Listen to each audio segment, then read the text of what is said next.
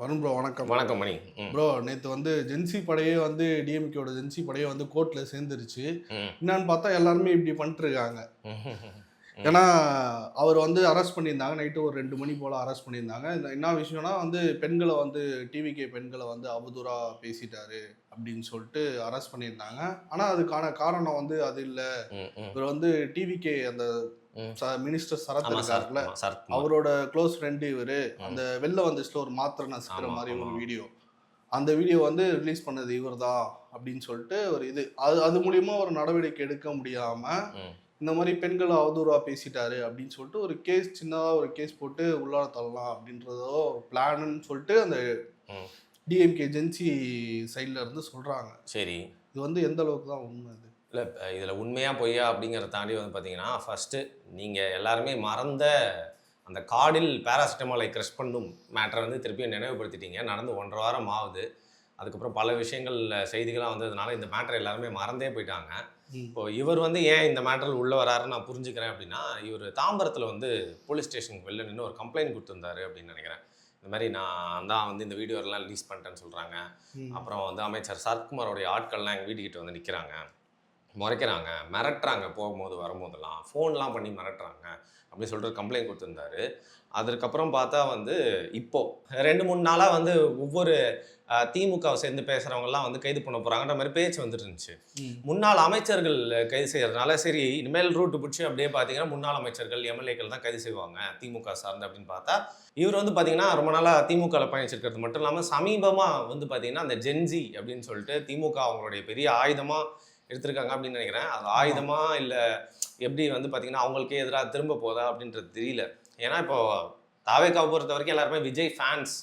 அப்படி இருக்கிறப்ப எல்லாருமே ஃபோன் யூஸ் பண்ணுறாங்க, சோஷியல் மீடியாவில் அவரோட ஃபோட்டோக்கு போஸ்ட்டுக்கு லைக் பண்ணணும் சொல்லி உள்ளே எல்லாருமே வர்ச்சுவல் வாரியர்ஸாக அப்படியே மாறிட்டாங்க. அப்படி இருக்கிறப்போ அது கட்டமைக்கப்பட்டதில்லை, தானாகவே இந்த கூட்டம் சேர்ந்துருச்சு. ஆனால் திமுக அதை கவுண்டர் பண்ணி அடுத்த சந்ததிக்கு திமுகவுடைய கொள்கையில் எடுத்துகிட்டு போகணும், திமுகவோட பலம் அங்கே நிரூபிக்கப்படணும் அப்படிங்கிறதுனால பார்த்திங்கன்னா அந்த ஜென்சின்னு சொல்லிட்டு ஊர் ஃபுல்லாக மீட்டிங் போட்டுட்ருக்காங்க. அதில் குறிப்பாக இதற்கு முன்னாடி திமுகவை பேசிட்டு இருந்தவங்க மட்டும் இல்லாமல் யாரெல்லாம் தாவேக்காவுக்கு எதிராக இருக்கணும்னு நினைக்கிறாங்களோ, யாரெல்லாம் கொஞ்சம் இண்டிபெண்ட்டாக செயல்பட்டு இருந்தாங்களோ அவங்களாம் பார்த்திங்கன்னா சில பேர் திமுக கூப்பிட்டுருக்கு, சில பேரும் அவங்களே போய் ஜாயின் பண்ணிக்காங்க. தொடர்ந்து சமூக வலைதளங்களில் திமுகக்காக பேசுறது மட்டும் இல்லாமல் தாவேக்காவோட இன்ஃப்ளூயன்சர்ஸ்க்கு எதிராக இல்லை திமுக வேற விமர்சனம் பண்ணால் அதுக்கெல்லாம் பதிலடி கொடுக்குறேன் அப்படிங்கிற பேரில் நிறைய விஷயங்கள் உடனே போட்டுகிட்டே இருந்தார்.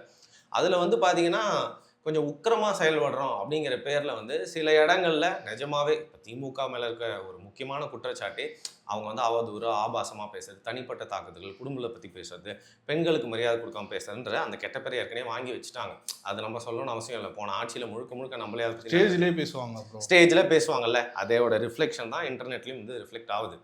அதற்காக இந்த நேரத்தில் நம்ம நடுநிலையாக பேசணும்னா உண்மையை சொல்லி தான் ஆகணும். திமுகவே பரவாயில்ல, இல்லை திமுகவே மிஞ்சிட்டாங்க, இந்த திமுக இன்ட்டு 2 இல்லை 2.1 சொல்கிற அளவுக்கு வர்ச்சுவல் வாரியர்ஸா இல்லை வேர்பல் அபியூஸ் வாரியர்ஸா, அவதூறு வாரியர்ஸா அப்படின்னு தெரியாத அளவுக்கு திமுகக்கு டஃப் கொடுக்குற அளவுக்கு பேசுகிறாங்க. இது எப்படி ஆயிடுச்சுன்னு பார்த்தீங்கன்னா, திமுக காரங்கிட்ட ஒரு மனநிலை இருக்கும், அவங்க ஆட்சியில் குறையே இல்லை குறை கூறினா நீ யார், உன் மொழி என்ன, உன் ஜாதி என்ன, நீ இதனால தான் அப்படி பேசுகிற, நீ அந்த கட்சிக்கு காசு வாங்கிட்டேன்னு சொல்லிட்டு எப்படி அவதூறு பரப்புறாங்களோ, அதோட ஒரு படி மேலே போயிட்டு தாவேக்காவோட அந்த வர்ச்சுவல் வாரியர்ஸ்ன்னு சொல்லப்படுறவங்க விஜயோட ஆட்சியை குறித்து ஓகே ஒரு முதல்வர் இருக்காரு, அவரோட செயல்பாடுகளில் இதெல்லாம் சரியாக இருக்குது அப்படின்னு சொல்கிறத ஏற்றுக்கிறாங்க. ஆனால் இதெல்லாம் கொஞ்சம் மாற்றிக்கலாம், இதெல்லாம் ஒரு பிரச்சனையாக இருக்குது, நீங்கள் இது சொல்லி தானே வந்தீங்க அப்படின்னு சொல்லிட்டு ஒரு நியாயமாக ஆபாசமாலாம் இல்லை கொஞ்சம் ஹார்ஷாக பேசாமல் சாதாரணமாக கேட்டாலே அது உங்களால் ஏற்றுக்க முடியல. நீங்கள் கண்மூடித்தனமாக இந்த ஆட்சியை சப்போர்ட் பண்ணணும், இல்லைனாவே நீங்கள் பார்த்தீங்கன்னா நீங்கள் அந்த கட்சி விஜயோட ஆட்சி சரியில்லை அப்படின்னு சொன்னாலே போட்டு அடிக்காரம். சரியில்லைங்கிறத நம்ம சும்மா இப்போ திமுகன்றவங்க பார்த்தீங்கன்னா விஜய் எடுத்து அரசியல் செஞ்சு ஆகணுன்றனால எல்லாமே அவங்க எதிர்த்து தான் பேச போகிறாங்க. நடுநிலையாக இருக்கக்கூடியவங்க என்னங்க இது இப்படி இருக்குது, மாற்றம்னு சொன்னீங்களே அப்படின்னு கேட்டாலே அவங்கள முழுக்க அபியூஸ் பண்ணுறது மட்டும் இல்லாமல் அவங்களோட முகத்தெல்லாம் மாற்றி மீம்ஸ் போடுறது, குடும்பத்தினரை தரக்குறைவாக பேசுறதுன்னு சொல்லிட்டு பண்ணிகிட்டே இருந்தாங்க. உங்களுக்கு தெரியும் ஆன்லைன் கிளாஷ் அப்படிங்கிறது ஒரு விஜய் அஜித் நடிகர்கள் அந்த சண்டைக்கே பார்த்தீங்கன்னா எல்லாருமே ரொம்ப அசிங்கமாக தான் பேசுவாங்க. அது அரசியல்லையும் இப்போ பார்த்தீங்கன்னா திமுகவுக்கு இருந்த ஹிஸ்ட்ரி, தாவேக்காவோட பிஹேவியர் ரெண்டுமே சேர்த்து மாற்றி அசிங்கமாக திட்டிக்கூடிய ஒரு சூழ்நிலை இருக்குது. அதில் குறிப்பாக விஜய் அவர்களுக்கு பெண்களுடைய ஆதரவு அதிகமாக இருக்கறனால அவங்களும் பார்த்தீங்கன்னா இப்போ நிறையா உள்ளே வந்து பேசுகிறாங்க. அவங்க பேசுகிறப்போ வந்து ஒரு பெண்ணுன்னு கூட பார்க்காம திமுகவை சார்ந்த நிறைய பேர் வந்து தங்களோட கோவத்தை வெளிப்படுத்துகிறோம்னு சொல்லிட்டு ரொம்ப அசிங்கமாக ஆபாசமாக சில வார்த்தைகளை பெண்கள் கிட்ட பயன்படுத்தக்கூடாது. யார்கிட்டயுமே பயன்படுத்தக்கூடாது தான் தப்பான வார்த்தை. ஆனால் பெண்கள் கிட்ட வந்து அது இன்னும் கொஞ்சம் சென்சிட்டிவ் ஆயிருன்றதை பற்றி யோசிக்காம பயன்படுத்திட்டு இருக்காங்க. அவர் வந்து என்ன பண்ணுறாருன்னு பார்த்தீங்கன்னா, அவர் களமாடிட்டு இருக்கிறப்போ வந்து பெண்களை குறித்து வந்து ஆபாசமாக பேசிட்டாரு அப்படிங்கிறத அவர் மேலே வைக்கப்பட்ட குற்றச்சாட்டு. தொடர்ந்து அவரும் பார்த்தீங்கன்னா ரொம்ப ஆக்டிவாகவே இருக்காரு. சமீபத்தில் நடந்த அந்த எல்ஜிபிடிக்கு பரேட்லலாம் கூட அவர் வந்து பார்க்க நேர்ந்தது. அதுக்கப்புறம் ஏதோ ஒரு வீடியோ எல்லாம் ரிலீஸ் ஆச்சு, பார்ட்டிலாம் வந்து ஆடிட்டு இருக்காங்கன்னு சொல்லிட்டு. அதில் வந்து ஒரு போதை யூஸ் பண்ணிட்டு தான் வந்து பண்ணுறாரு. அதுக்கப்புறம் இல்லாமல் போதை விற்கிற ஆட்கள் கூடலாம் ஒரு சகவாசமாக இருக்கேன். இவரே வந்து பார்த்தீங்கன்னா ஒரு ட்ரக் ஏஜென்ட் தான். இந்த மாதிரிலாம் அந்த வீடியோஸ் வச்சு பரப்பிட்டு இருந்தாங்க. அதில் ஒரு கொஞ்சம் டென்ஷன் ஆகிட்டார் போல இருக்குது. அதில் கொஞ்சம் இறங்கி பேசிட்டோன்னே, கொஞ்சம் எல்லை மீறி பேசிட்டோன்னே சில ஸ்க்ரீன்ஷாட்ஸ்லாம் எடுத்து இவர் பெண்களுக்கு எதிராக பேசுகிறாரு அப்படிங்கிற குற்றச்சாட்டு அவர் மேலே வைக்கப்பட்டு கம்ப்ளைண்ட் கொடுத்தாங்க சொல்லப்படுறாங்க. இதில் என்னன்னு பார்த்தீங்கன்னா, இதை பற்றி நான் பின்னாடி சொல்கிறேன் அந்த கம்ப்ளைண்ட் என்னன்னு. கொடுத்தோன்னே அதுக்கப்புறம் ஒரு விடிய கால் நள்ளிரவுக்கு மேலே விடிய காலில் போயிட்டு அவரோட வீட்டில் போயிட்டு அவரை கைது பண்ணி கூப்பிட்டு வராங்க. அவரை வந்து கைது பண்ணிட்டாங்க. அப்புறம் திமுகவோட ஈகோ சிஸ்டம் இந்த விஷயம் நைட்டு 2 மணிக்கு அப்புறம் இல்லை அடுத்த நாள் வந்து ஆமாம் விடிய காலில் அவரை கைது பண்ணி கூப்பிட்டு போயிட்டாங்க. ஆனால் அடுத்த நாள் வந்து திமுகவோட ஈகோ சிஸ்டமில் முழுக்க இது வந்து பரவி திமுகவோட வழக்கறிஞர் அணி மட்டும் இல்லாமல் இந்த ஜென்சி டிஎம்கேன்னு சொல்லப்படுற அந்த க்ரௌடில் யாரெல்லாம் வந்து அவர் கூட வந்து இணைந்து செயல்பட்டு இருக்காங்களோ அவங்க எல்லாருமே போயிட்டு அவரை வந்து பிணையில் வெளில கூப்பிட்டு வராங்க. இதில் குறிப்பாக ஏன் வந்து அவரை கைது செஞ்சு ரிமாண்ட் பண்ண முடியாமல் வெளில கூப்பிட்டு வந்துட்டாங்கன்னு பார்த்தீங்கன்னா, பேசிக்காக நீங்கள் யாராவது மாதிரி அவதூறாக பேசிட்டீங்க அப்படின்னா அது ஒரு தனிப்பட்ட நபர்கிட்ட இருந்து இவர் என்ன தான் பேசியிருக்காரு அப்படின்னு சொல்லிட்டு ஒரு ஸ்ட்ராங்கான கம்ப்ளைண்ட் இருக்கணும். ஆனால் இப்போ தாவேக்கால வந்து பார்த்தீங்கன்னா இது அவர் கண்டிப்பாக தப்பு செஞ்சதான் நடவடிக்கை எடுக்கணும் தான். பட் இது வந்து ஒரு பழிவாங்கல் நடவடிக்கை எப்படி திமுக பண்ணுவாங்களோ அதே மாதிரி வந்து தாவேக்காவும் வந்து மேலோட்டமாக ஒரு குற்றச்சாட்டை சொல்லி பெண்களை அவதூறாக பேசிட்டான்னு சொல்லிட்டு தான் கைது பண்ணுறாங்க. அதில் எந்த பெண் கம்ப்ளைண்ட் கொடுத்தாங்க, யார் என்ன வார்த்தையை பயன்படுத்தினார், இந்த மாதிரி இந்த டீட்டெயில்ஸுமே வந்து சரியாக இல்லை. அது மட்டும் கம்ப்ளைண்ட்டே இல்லாமல் பொதுவாக சோஷியல் மீடியாவில் இருக்கிற அந்த மாதிரி சொல்லப்படுச்சு. அரசியலில் இந்த மாதிரி கைது பண்ணோன்னா யாரும் இப்படி கூட தேவை. ஆக்சுவலாக அந்த ரூல்ஸ் வந்து தப்பு, அப்படி பண்ணக்கூடாது. பட் மேலோட்டமாக ஆட்சி இருக்குது, பவர் இருக்குன்ற பட்சத்தில் இவர் இப்படி பேசிட்டார். இதனால் முக்கியமாக என்ன மாதிரி போடுவாங்கன்னு பார்த்தீங்கன்னா, இதனால் 2 பிரிவுகளுக்குள்ள வந்து கலவரம் ஏற்படுது. 2 பிரிவுக்குள்ள டென்ஷன் ஆகுது.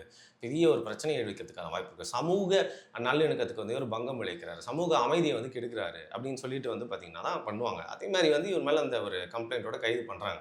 நான் சொன்ன மாதிரி திமுக சார்ந்த எல்லாருமே வந்து போயிட்டு அதுக்கப்புறம் லீகல் ஆக்டிவிட்டீஸ்லாம் பண்ணி இவரை வந்து ஒரு நாளுக்கு முன்னாடியே ஆல்மோஸ்ட் ஈவினிங் டைமுக்கு முன்னாடியே வெளில கூட்டிகிட்டு வந்துட்டாங்க.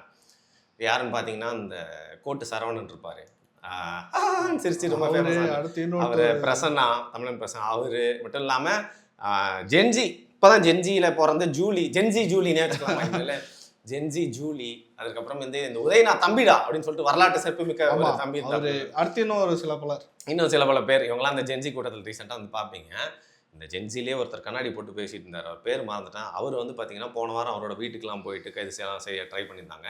அது அவர் பேசுனது வந்து நிஜமாவே தப்பு தான். முதல்வருடைய குடும்பத்தை தனிப்பட்ட அது ஏன்னா சட்டசபையில் உங்கள் அப்பாவை காணும் அப்படின்னு சொன்னோன்னே அதுக்கு எதிர்வினை ஆட்டம் அப்படிங்கிற பேரில் வந்து அவர் பார்த்தீங்கன்னா கொஞ்சம் பர்சனலாக இறங்கிட்டார். கண்டிப்பாக தப்பு தான். அப்புறம் வந்து ஆமாம் வீட்டுக்கெல்லாம் போனாங்க. ஸோ நடவடிக்கையை பொறுத்த வரைக்கும் உங்களுக்கு ஒரு சாதாரணமாக இப்போ யாராவது ஒருத்தர் ரேப் பண்ணிட்டாருன்னா அவரை சுட்டு கொல்லணும் அப்படின்னு சொல்கிறோம்ல, என்கவுண்டர் பண்ணுன்னு சொல்கிறோம். இது எமோஷனலாக கரெக்டாக இருக்கலாம், ஆனால் சட்டப்படி குற்றம் அப்படிங்கிற மாதிரி இந்த மாதிரி வழக்குகளையும் பார்த்தீங்கன்னா தப்பு செஞ்சால் அவங்கள வந்து தண்டனை வாங்கி தரணுங்கிறது கரெக்ட் தான். பட் பேசிக்கலி என்ன பண்ணணும்னு பார்த்தீங்கன்னா எடுத்தோன்னு இந்த மாதிரி வந்து கைது செய்யக்கூடாது. சட்டப்படி அது வந்து பார்த்தீங்கன்னா சொல்லவே சொல்லாது. அப்படி இருக்கையில் அவர் மேலே வழக்கு போட்டு இது மாதிரி அவதார பேசுகிறாருன்னு சொல்லிட்டு அதுக்கப்புறம் கேஸ் நடத்தி சட்ட ரீதியாக தண்டனை வாங்கி கொடுக்கலாம். பட் அப்படி பண்ணாமல் திமுக இந்த 5 வருஷம் என்ன பண்ணிட்டு இருந்தாங்களோ அரசியல் பழிவாங்கல் நடவடிக்கையாக யூடியூபர்ஸை பிடிச்சி உள்ளே போடுறது, தப்பாக பேசினான்னு சொல்லிட்டு யாரா பிடிச்சி உள்ளே போடுன்ற மாதிரி இவங்களும் அதே மாதிரி என்ன பண்ணுறாங்க. இந்த மாதிரி யார் இது மாதிரி பேசினாலும் இப்போ இதுக்காக அந்த சாய் இருக்கார்ல, அவர்கிட்ட வந்து பார்த்தீங்கன்னா நம்ம வந்து வக்காலத்து வாங்கலை, தப்பாக தான் பேசியிருக்காரு. ஆனால் முறைப்படி வந்து கேஸ் போட்டு கேஸ் நடத்தி வந்து பார்த்தீங்கன்னா என்னன்னா ப்ரோ போன டைம் திமுக என்ன பண்ணாங்களோ அதே தான் இந்த டைமும் கொஞ்சம் பண்ணிட்டு இருக்காங்க.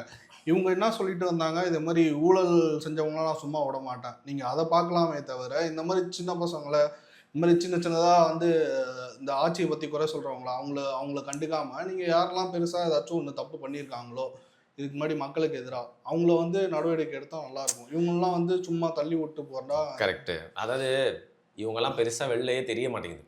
குறிப்பாக அந்த ஜென்சி டிஎம்கேயோட இல்லை ப்ரோ, அரெஸ்ட் பண்ணதுனால தான் நமக்கே தெரிஞ்சிச்சு ப்ரோ, இல்லைன்னா எப்படி ப்ரோ தெரிஞ்சிருக்கு? இல்லை, அரெஸ்ட் பண்ணதுனால தான் இந்த விஷயம் வெளில வந்து ஒரு பரபரப்பாக பேசப்பட்டுச்சு.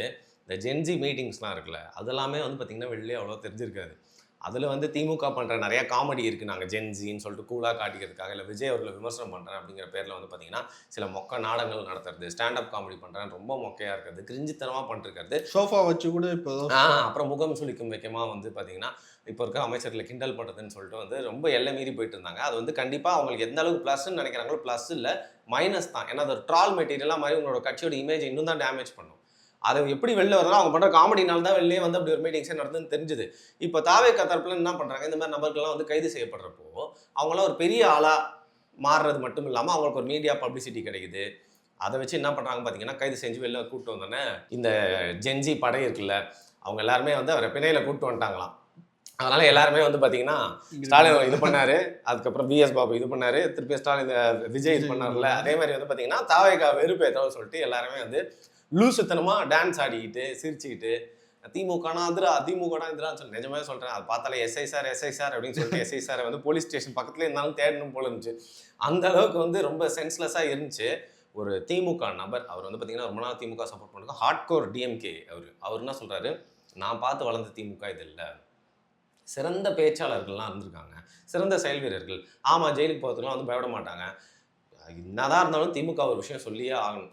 அவங்களோட ஈக்கோ சிஸ்டம் நீங்கள் இருக்கீங்க அப்படிங்கிற பட்சத்தில் உங்களை வந்து கைது பண்ணிட்டாங்கன்னா அவங்க வந்து நிற்கிறது மட்டும் இல்லாமல் ஃபுல் சப்போர்ட் பண்ணி அவங்களுக்கு குரல் கொடுத்து அவங்கள வந்து மீண்டும் வெளில வந்தோன்னா ஏன்டா இதுக்கெல்லாம் நம்ம போனோம் அப்படின்னு ஒதுங்கி இல்லாமல் திருப்பியும் வீரியமாக செயல்படுற மாதிரி சப்போர்ட் பண்ணுவாங்க. இதுக்கு முன்னாடி இருந்தவங்களாம் வந்து ஏதாச்சும் ஒரு கருத்து வைக்கிறாங்கன்னா அது நியாயமான கருத்தாக இருக்கும்.